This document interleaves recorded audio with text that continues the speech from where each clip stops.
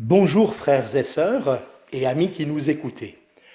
Nous allons débuter un temps de partage autour du psaume 119. Le psaume 119 exprime un grand amour pour la parole écrite de Dieu. Il nous présente la parole en tant que promesse, commandement, guide, témoignage, enseignement, sagesse, vérité, justice et correction. La parole est présentée ici comme le réconfort, la protection, le trésor, la règle de vie, le plaisir du cœur et de l'âme du psalmiste, le moyen à travers lequel tous ses besoins sont comblés. Le psalmiste fait preuve d'un amour profond envers Dieu en lisant et en méditant sa parole et en priant, en s'appuyant sur elle. Il nous enseigne que nous ne pouvons grandir dans la grâce et la justice que dans la mesure où notre amour pour cette parole augmente en nous. Nous lisons les versets 1 à 16.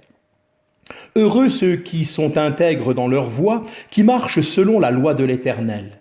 Heureux ceux qui gardent ses préceptes, qui le cherchent de tout leur cœur, qui ne commettent point d'iniquité et qui marchent dans ses voies. Tu as prescrit tes ordonnances pour qu'on les observe avec soin. Puissent mes actions être bien réglées, afin que je garde tes statuts.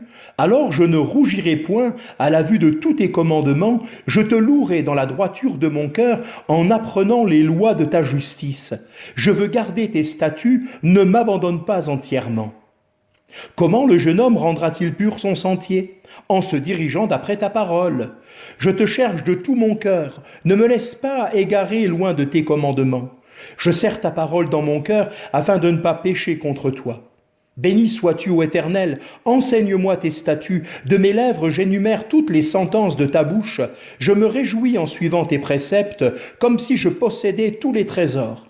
Je médite tes ordonnances, j'ai tes sentiers sous les yeux, je fais mes délices de tes statuts, je n'oublie point ta parole. Amen. Bienheureux ceux qui écoutent la parole de Dieu et qui les gardent, disait en son temps aux foules le Seigneur Jésus. C'est de ce bonheur et de ce privilège que va nous entretenir tout au long ce psaume magnifique. Heureux en effet ceux qui sont intègres, c'est-à-dire purs de cœur, comme nous le dit l'évangile de Matthieu au chapitre 5 au verset 8, et qui prennent plaisir au témoignage du Seigneur et qui font leur délice de ses statuts.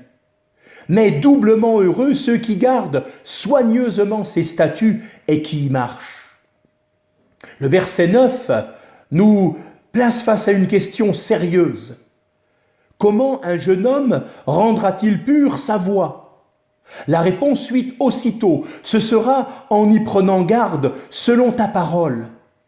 Retenons ce secret d'une marche pure à l'abri du péché contre Dieu et aussi contre notre propre corps, en cachant la parole dans notre cœur, en y gravant des passages essentiels comme le verset 9, nous serons armés pour le mauvais jour où surgira la tentation.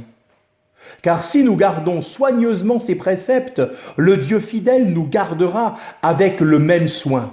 Alors que sa parole habite en nous richement, comme nous y invite l'Épître aux Colossiens au chapitre 3 et au verset 16.